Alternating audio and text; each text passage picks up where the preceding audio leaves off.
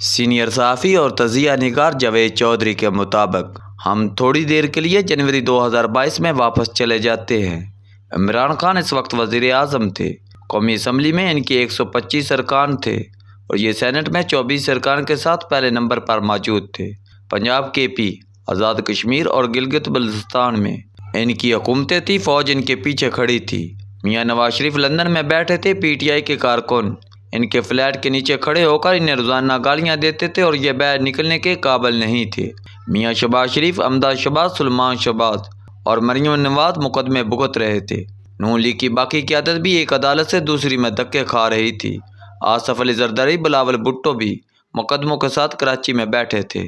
P D M ٹوٹ چکی تھی، مولانا فضل الرحمان ڈیرہ اسماعیل خان تک محدود تھے۔ پاکستان کی اکانومی قدرے مضبوط تھی، مالیاتی ذخائر $17 بلین تھے، ڈالر کی ویلیو 176 روپے تھی، ایکسپورٹ $30 بلین سے زیادہ تھی اور سٹاک ایکسچینج 45,500 پوائنٹس تھی۔ لیکن پھر تحریک عدم اعتماد آ گئی، اتحادی جماعتیں حکومت کا ساتھ چھوڑ گئی اور پی ٹی آئی کے 22 ارکان نے پارٹی چھوڑنے کا اعلان کر دیا۔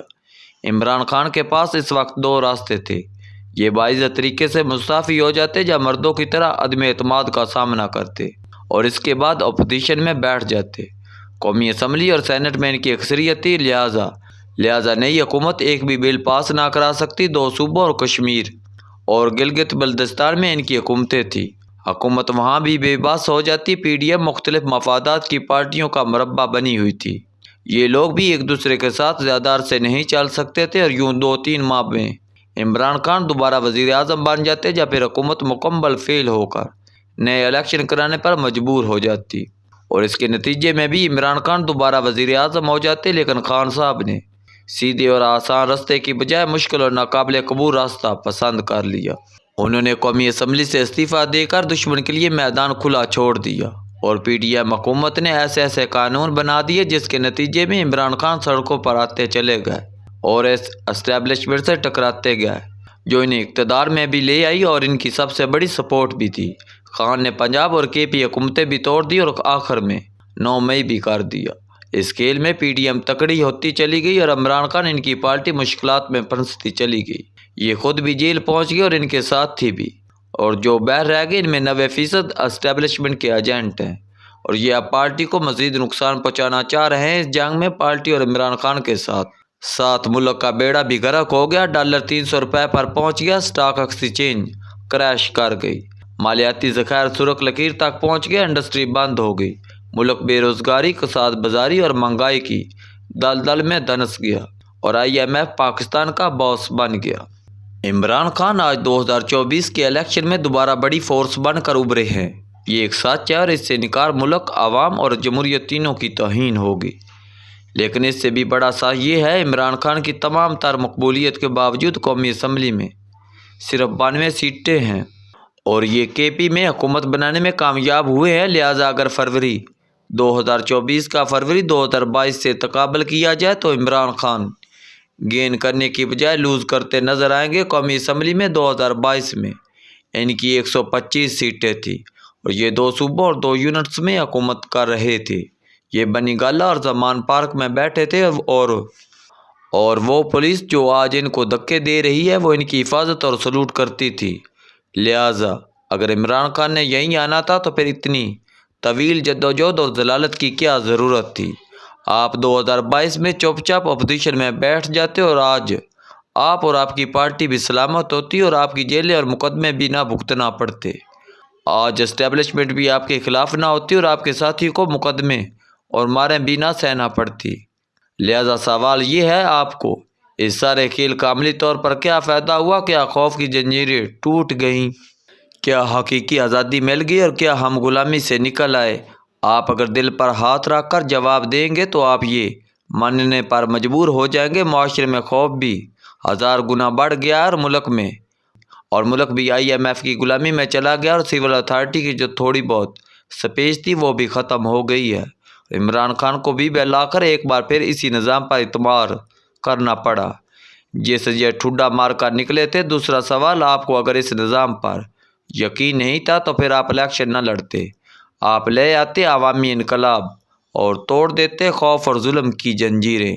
آپ عدالتوں، جیلوں اور الیکشن کمیشن کو بھی نہ مانتے اور بنا لیتے ریاست مدینہ، لیکن حقیقت تو یہ ہے طویل ترین خواری، ضلالت اور رگڑے کے بعد بھی آپ کو اسی سسٹم میں واپس آنا پڑا جیسے آپ چھوڑ کر گئے تھے، اور آپ کو سارے کیک کی بجائے آپ نے کون سا پہاڑ توڑ لیا کیا؟ ان سوالوں کا جواب ہے کس کے پاس؟ عمران خان کے پاس اب بھی دو آپشن موجود ہیں۔ یہ کھلے دل کے ساتھ نظام کو تسلیم کر لیں، اپوزیشن میں بیٹھ جائیں، یا پھر کسی بھی سیاسی جماعت کے ساتھ مل کر حکومت بنا لیں اور سڑکوں کی بجائے پرفارمنس کو اپنی طاقت بنائے۔ سسٹم اور پرفارمنس ہی سیاست کی اصل جان ہے، موج ہے دریا اور بیرون دریا کچھ بھی نہیں۔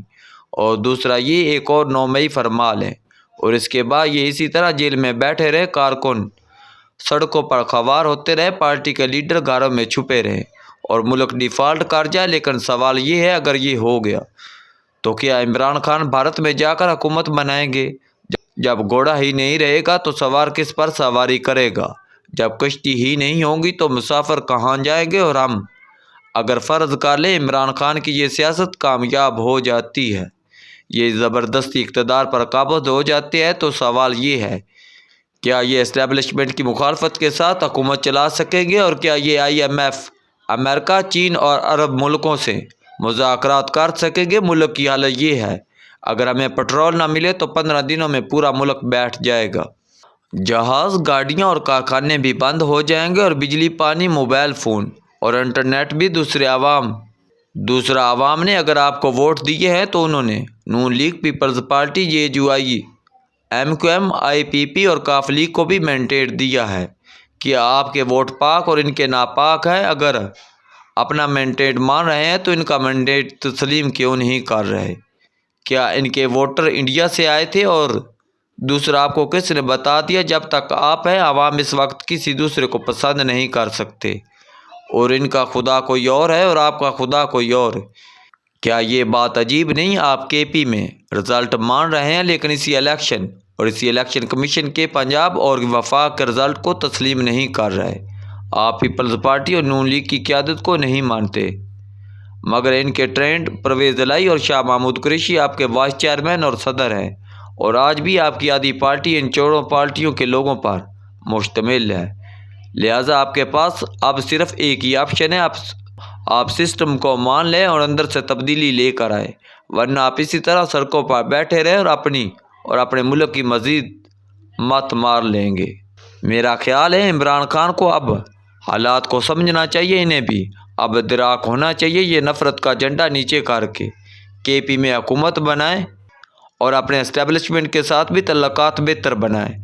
دوسرا، اگر آپ نے حالات کی نزاکت کو نہ سمجھا تو آپ نے اپنے 92 ارکان سے بھی جائیں گے، اور ان میں سے 50 لوگ کمزور ہیں۔ یہ اب تک پارٹی میں اسی لیے بیٹھے ہیں کہ ریاست عمران خان کو سسٹم میں حصہ دے کر انگیز کرنا چاہتی ہے۔ PTI کو اس موقع کا فائدہ اٹھانا چاہیے۔ اگر یہ موقع بھی ضائع ہو گیا تو پھر انہیں 2028 کا انتظار کرنا ہوگا، اور اس وقت تک پل رہیں گے اور نہ ان کے نیچے پانی، لہٰذا مہربانی کریں۔